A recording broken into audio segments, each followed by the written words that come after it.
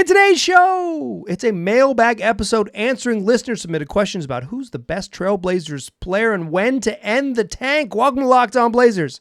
Let's get into it.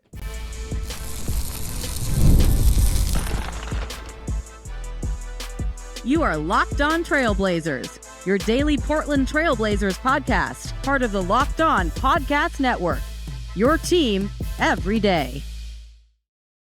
What's up, world? It's your past first point guard and Trailblazers reporter, Mike Richmond, and you are listening to another episode of Locked On Blazers, part of the Locked On Podcast Network, available wherever you get podcasts and also on YouTube, coming at you 3 days a week for the entire month of August and into the first couple weeks of September, and then we'll be back at you 5 days a week as the season ramps up. 5 days a week for freaking 10 months. It's what we do. Locked On Blazers, your team every day. Today's episode is going to be a mailbag episode answering listener-submitted questions all episode long. If you want to get a question in the show, email me, lockedonblazerspod@gmail.com. lockedonblazerspod@gmail.com is the place to email me. That's the place to send in your questions. I will read them, and sometimes I will... Several weeks later, I will turn them into a podcast episode. We're going to answer questions about the Blazers' best player, about when to call off the tank, and a question sent in about Dairy Queen. Yes, Dairy Queen. Let's start here, though. This is a question sent in a while ago by listener Spencer, who asks, in sort of an edited question here, but basically like, there are 6 candidates to be the Blazers' best player. Could it be Deni Avdija? Spencer makes a case that it could be Deni Avdija. And the 6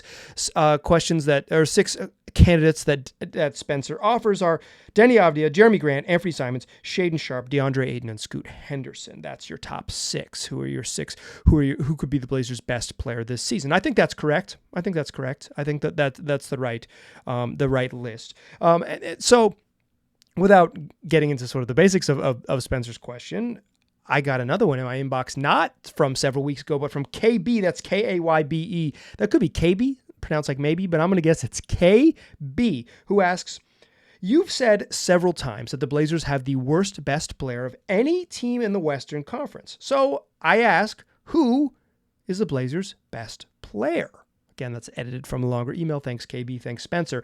Yeah, I think this is a curious one, right? I think Spencer's right. I think there are 6 players that could be the Blazers' best player. I think that's good and bad. Good because it means that they have a sort of wider net of talent. Bad because it's a talent league and you want it to be clear with spikes. Not every team in the league has like this clear, the Celtics are a pretty good example of this. Jason Tatum's probably their best player, but on any given night, Jaylen Brown can be their best player, and it's like, oh yeah, Jaylen Brown is the best player tonight. There are nights when Derek White is fantastic and nights when Jrue Holiday is fantastic, and there were nights in the playoffs when Kristaps Porzingis was the guy who changed the game for the brief period that he was available, right?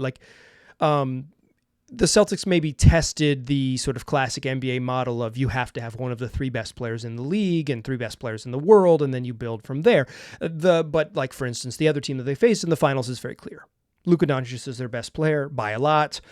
Kyrie Irving is their second best player by a lot. And then who is the Mavericks' third best player is kind of the question, right? And you have it tiered. And I think the best teams are probably more structured like that, where it's like, here's our best player. And this is how we go, and this is how we've built around the skills and weaknesses of our best player. And here's our second best player, and that gentleman's also really good too. And then you have it like it's flat for 3, and you have maybe 4 guys who could be your third best player. Those are to me, that's what the best teams look like. I'll offer the Houston Rockets as an example. They have a bunch of good players, but they're all kind of similarly tiered, and it's creating a situation where it's like, I don't know who's going to play for the Rockets. Like, I look at their roster and I'm like, is Tari Eason not going to play? He seems like a good player who should play. Like, they have a bunch of good young players who can't play. So it's not, obviously having a bunch of good players is valuable, but I think having it be somewhat stratified it has some, there's definitely some obvious benefits there.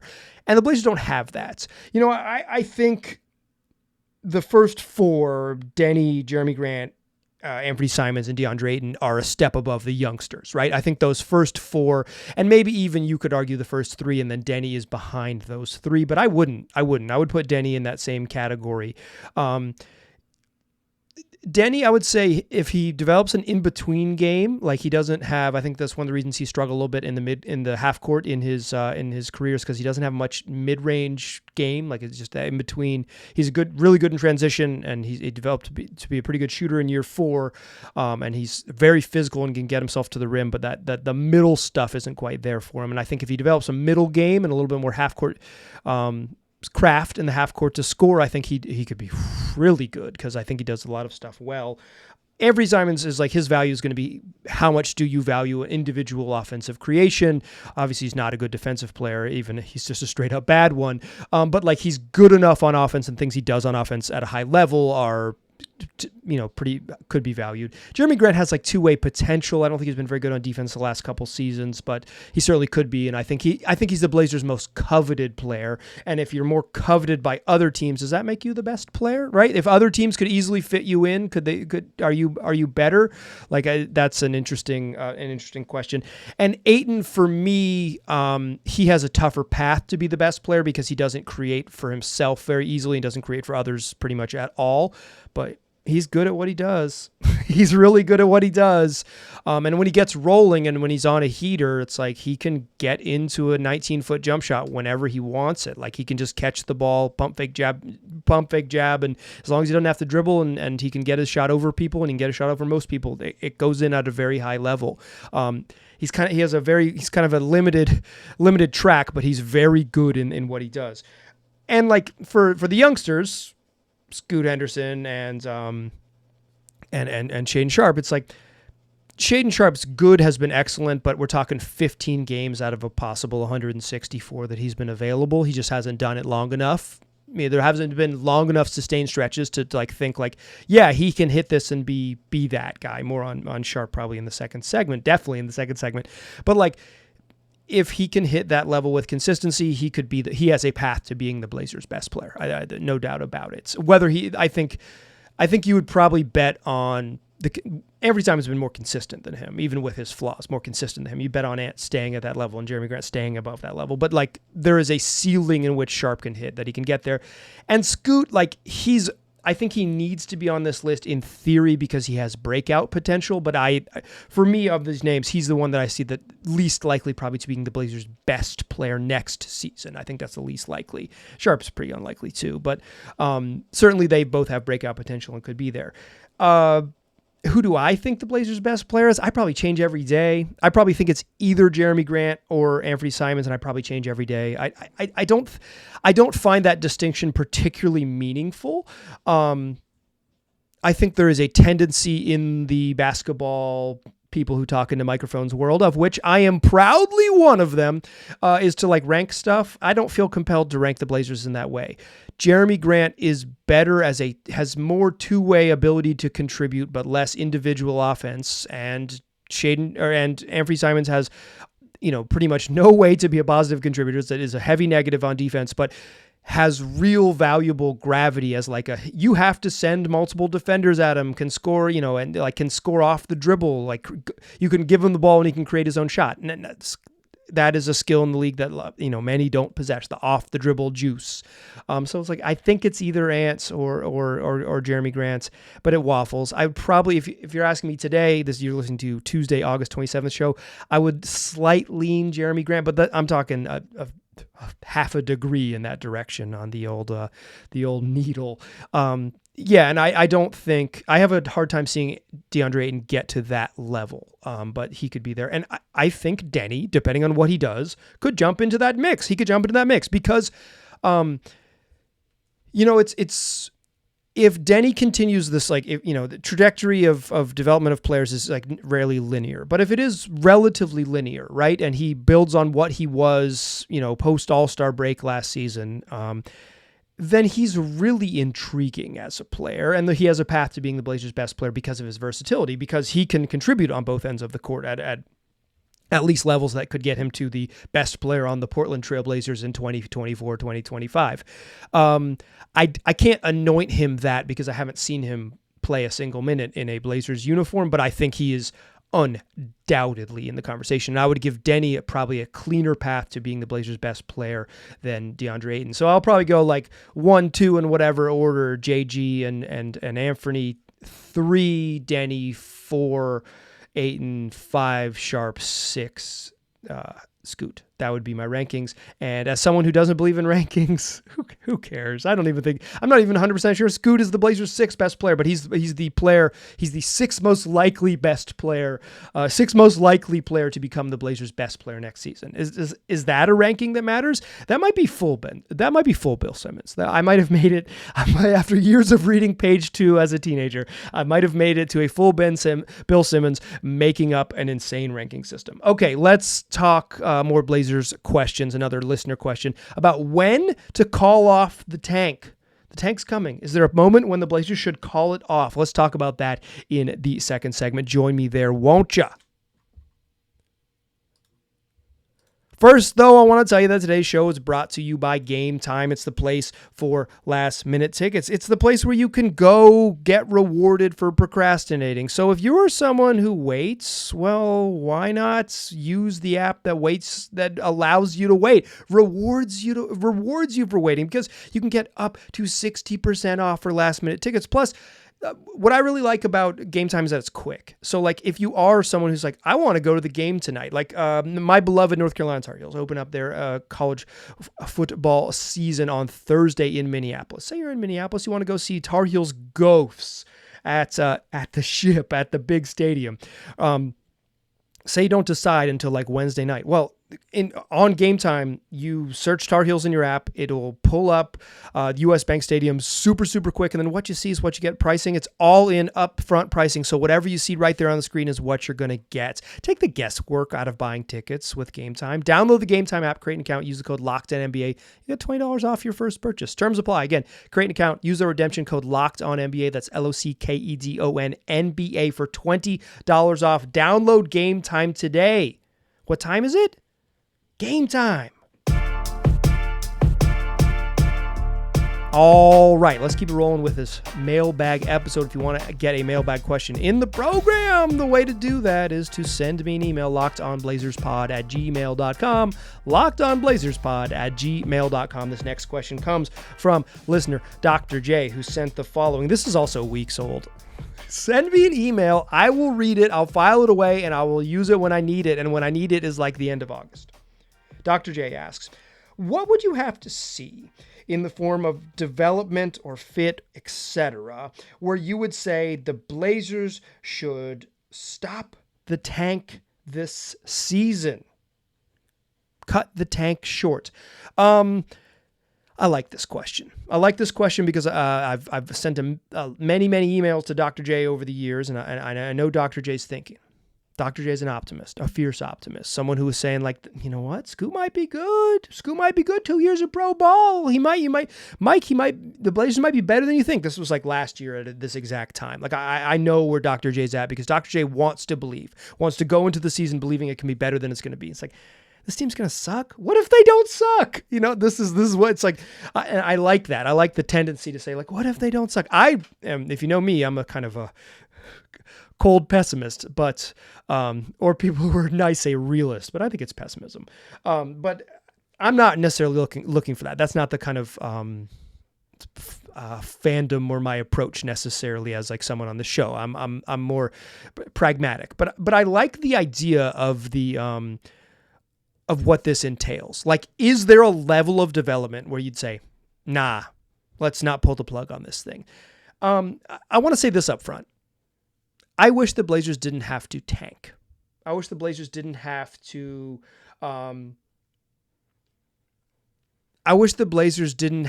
lose games on purpose. I wish the NBA didn't incentivize the Blazers to lose the game on purpose. And not the game, I meant a bunch of games, 20 games. They might be so aggressive in losing after the All-Star break that you lose your interest in the sport of professional basketball in North America. Because you're like, this again? Now don't come back, still going to be podcasting, come back. But like the league, the NBA as it's set up now incentivizes the Blazers to do this. It is the right thing for them to do. And that sucks. That sucks as a fan. To know that your team their best bet is to lose a bunch is not a good thing to root for. Now, the NBA has cut out a lot of this, right? I think the The existence of the play-in tournaments has incentivized more teams to stay in the mix. The flattening of the lottery odds has made it so you don't have to out and out be the worst team in the NBA. But there are we've seen in recent drafts, and particularly the Wembanyama year, where it's like, okay, there's a lot of teams that are not that interested in winning down the stretch of the season. But I think there are more teams in the mix now. But the NBA, the draft, as long as the draft and the lottery system exists, there's going to be incentive for teams to lose, and the Blazers will be doing the right thing by losing at the end of the year, and that stinks. That stinks as a fan. I hate it. I hate it as a fan of basketball. I hate it as someone who covers the team. It sucks. It's bad news, but it's like the right plan. But to Dr. J's question, what would it take? What would it take? I think it would take clarity.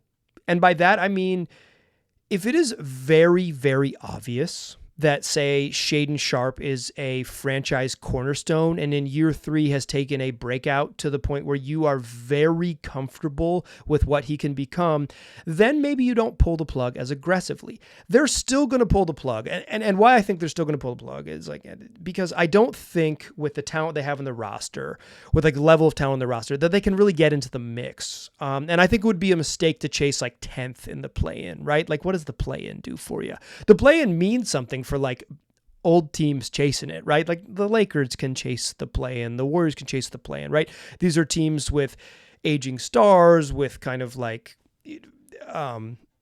they don't have time to draft a teenager and hope, right? They need to go the other way. They're just like, they're in a different cycle of team building. The Warriors tried it and failed to draft youngsters that were going to extend the window. They still won a championship in 2022, but the window didn't really get extended by the youngsters that they drafted. And the Warriors and the Lakers are just like, they're an older team. The Clippers are just like they're an older team. Those teams, even the Suns to some extent, just because of the age of Kevin Durant, are like an older team. Like, these are teams that are, if they're in that 9 range, they're going to push to end up in the play-in and give themselves a puncher's chance in the playoffs, as opposed to going the other way and say, we would much rather finish 11th. Boy, if we could get to 11th, that would be nice, right? Like, I think there's different things. And for the Spurs, I would argue, like, they've got their franchise cornerstone, right? They have Victor Wembanyama. So if they're on the cusp, why not go for it and see what you can get? Because Wemby is going to be good enough to get you there. The Blazers don't have that. They don't have clarity. They don't have, as I mentioned in the first segment, they have the worst best player of any team in the Western Conference. Name another team in the West, their best player is better than the Blazers' best player. I think that is without controversy.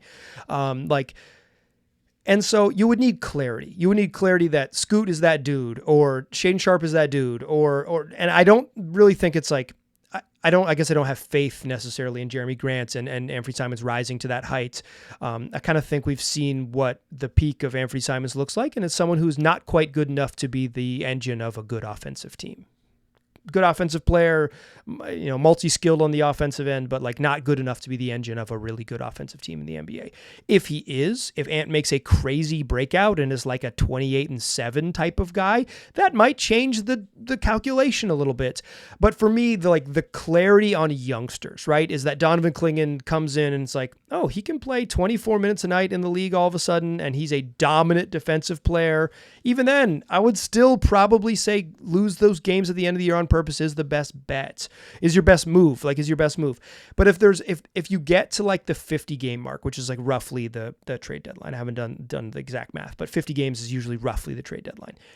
If you get to there and you're like, I don't know, 30-20 or something, if you're like a legitimately good team, then you don't go that way. But I don't think they're capable of that. If they were capable of that, it is because someone had a massive breakout. Deni Avdija is a star. Shaedon Sharpe is a star. Scoot Henderson is a star. Like, DeAndre Ayton is freaking the second coming of David Robinson, and he's going to win MVP.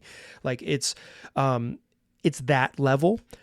I don't think there's like a natural belief. I don't think there is like a believable level where there are enough games above 500, enough, like thick enough into the mix of the West. And for me, it would be like, are they 7th, right? Are they 7th best team in the Western Conference? And they look at the standings at the trade deadline and they say, we're the 7th best team 50 games into this thing. Let's just keep going, right? And I think that I don't think they're good enough to be that high up in the standings. And if they are, it'd be a very interesting season. I can't wait to discuss it. Like, selfishly, that's great. That would be great.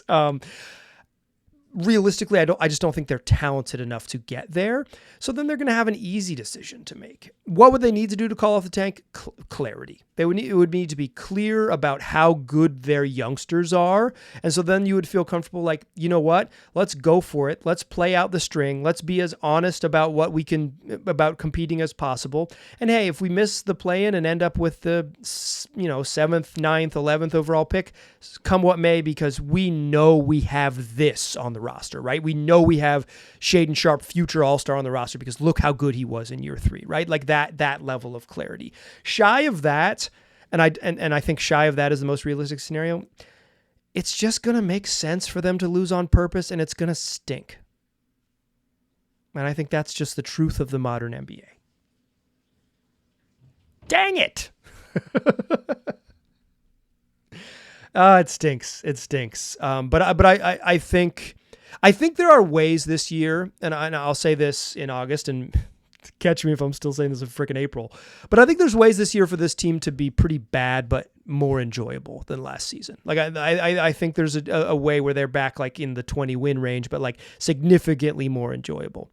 Better health, you see more good stuff from Scoot and Shaedon Sharpe. Like, you see more like, you see like things that you can like tangibly say, oh, that'll work in the future. I think it has a path to being a lot more enjoyable of a season. Last year was kind of, for me, from my like somewhat close perspective, I think it was a pretty miserable year because of the injuries and the disjointedness and just how little data you got about the youngsters and Scoot struggles and how little he played with Shaedon Sharpe. It's just like, it was kind of miserable. I think this season has a more clear, obvious path to being enjoyable. Speaking of enjoyable, what's more enjoyable than Dairy Queen? Not a sponsor of the show. Probably shouldn't have shouted them out in such an aggressive way. What's more exciting and more fun than a frozen sweet treat from your local confectioner? Let's talk Dairy Queen in the third segment. Join me in that third segment, won't ya? First, though, I want to tell you that today's show is brought to you by FanDuel. You've heard me talk a whole bunch about it because it's America's number one sportsbook. That's right, the number one sportsbook in the U.S. of A. And, well, I got something a little different for you. Now, through September 22nd, that's the next month of your life, all FanDuel customers, that's everybody, new customers, old customers, returning customers, first-timers, anybody can bet $5 and get a 3-week free trial on NFL Sunday Ticket from YouTube and YouTube TV, from YouTube and YouTube TV. So, like, bet on the Tar Heels to beat the Gophers. Actually, this isn't betting advice, but Carolina's not going to be very good at football this year. So, choose your own adventure on that one. Make your $5 bet. Get a 3-week free trial of NFL Sunday Ticket. Then, with a YouTube TV base plan, you'll be able to watch every regular season Sunday afternoon out-of-market game. All you need is a Google account, a current form of payment, and you can cancel anytime. Just visit FanDuel.com/lockedon to download America's number one sports book. Still a pass first point guard. I'm still Mike Richmond. You are still listening to Locked On Blazers. This last question comes from, the person used a fake name. I know who it is because they sent it to me in a text message. But the question reads, in the 1990s, Dairy Queen did the Blazers collectible cups. What Blazers collectible would you like to see for this iteration of the team, and what 5 to 6 players would be part of that promotion? So I like the cups. The cups rock. So in my research, from 1991 to 1994, the Blazers released 14 total cups. I knew they released several editions in the early 90s, but it seems like 91-92, 92-93, and 93-94, in 3 consecutive seasons, they released various iterations of the cups, and you can buy the full 14 cup set on the Electronic Bay if you're into it, or you can buy various one-offs. I've seen those. There was a bar in my old neighborhood that used to get if you watched Blazer games there, they would serve your beer. If you ordered like a crappy beer, they would serve your beer in the old Dairy Queen cups. It was great. They're fun. They're incredibly nostalgic. I didn't live in Portland in the early 90s. I was living in Chapel Hill, North Carolina with my beloved Tar Heels. But like for, people of a certain age, that is like truly the height of sort of Blazers memorabilia, the ephemera stuff. But then again, in 2014, the Blazers released a set of 5 Dairy Queen glasses. I actually have one here that's usually on the wall behind me, or the shelf behind me. I'll hold it up to the camera if you're watching on YouTube. I have the Dame Dairy Queen cup that I always have up there, along with a bunch of other trinkets, a bunch of other little magic behind me on the shelf. If you are watching on YouTube, you've seen the shelf, you've seen the trinkets, but I've got the Dame cup, and it's got it's got all the little Dame stats and the fun Dame little cartoony face and the signature, etc. And they released 5 for the 5 starters: Dame, Wesley Matthews, Nicholas Batum, LaMarcus Aldridge, and Robin Lopez. They released it during that 2013-2014 season. That's the Dame shot against the Rockets, that playoff run. And I recall that, and I'll tell you a little personal story here. I worked in sports media from starting in 2010, and then in 2014, I got the bump, I got the tap, and they said, hey, can you help on a Blazers coverage? This is a good team. They're going in the playoffs. We need your skills. But I was like the 6th, or if the staff was a little bit bigger, depending on how many photographers they sent, I was between number 6 and number 8 on the beat. Like, I was deep down the list, right? Like, but I was there to help and do my thing, and it was an opportunity that opened up the world to me, right? So it was the right place, right time type of opportunity. And during that playoff run in the first round against the Rockets, as like a show of thanks to all the media members, the Blazers PR staff left the Dairy Queen glasses for everyone at their seats. But because I was like 8th or whatever that night, I didn't have a seat in the media room. I didn't have a seat. Like, they just didn't give me a name tag. I was, was credentialed and had a spot on press row and all that, but like, I didn't have a seat in the media room. There's like, the workroom is kind of finite. It's an old building. The workroom has a finite number of seats, and there just weren't seats, and they didn't make one for your boy. So like, everyone there, I'm watching, 50 media members go away with the full set of Dairy Queen glasses, and I didn't get one. And I was a young man at the time, and I was mad. Now, should media members accept gifts from the team's PR staff? I don't know. That's a question for another day. But at the time, I wanted to accept the gift. I wanted it, and I didn't get them. So I've slowly tracked them down. I don't think I have the full set anymore. I don't know where my Robin Lopez glass is, but I've got the other 4. If you have a Rolo glass and you want me to add it to the shelf, contact me, lockedonblazerspod@gmail.com. So I think I would roll back with the Dairy Queen glasses. I think they're fun. They're a shout out to another time. This team might not be good enough to earn that. Straight up. They might not be good enough to earn that. But let's ignore that, right? Because if you did it from that's like the golden age of modern Blazers, like after the 77 team, right? Is that 91 to 94 stretch before Clyde left. And then that Dame lineup. That's the best team Dame ever played on. It's just like a perfect lineup that made perfect sense. They never got him a perfect lineup that made perfect sense again. LaMarcus is the best player he ever played with. It was like that. The following season, LaMarcus's last year, the Blazers they were like championship level good. And Wes Matthews tore his Achilles, and Aaron Flowell got hurt, and blah, blah, blah, blah, blah. You know how it ended. But like, that was an excellent team. But this year, I think it's, and why I'm choosing this is it relates back to that first question. Like, who are the Blazers' 5 best players? I think if you can only choose 5, I think it's Anfernee Simons, Jeremy Grant, DeAndre Ayton, Scoot Henderson, and Shaedon Sharpe, because Denny hasn't played a game, and it's like, why are you he's not going to, like, first of all, he's going to start over one of those 2 youngsters, probably Scoot. And he's going to, he's going to start over one of those 2 youngsters, and he's going to be, at least night one, likely better than those guys. And he's probably going to be a productive player on the team. But if you're only choosing 5, I don't think you choose a guy who hasn't played a game to be on the Dairy Queen Cup. But I like the idea of like more fun merch. I know some Blazers employees listen to this. I know for a variety of reasons that some Blazers employees listen to this. Make some fun merch. This year's going to be a little, could be a little challenging. And I think one way to maybe get folks to be back in the arena and be engaged would be like, have fun giveaway stuff.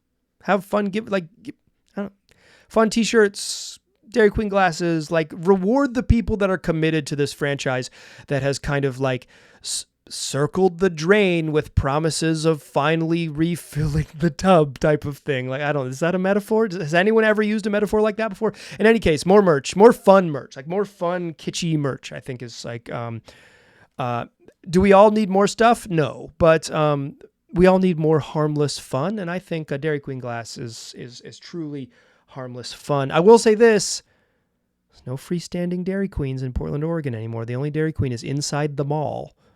RIP to all my beloved Dairy Queens, the one in St. John's, the one in Selwood, the one up by Franklin High School.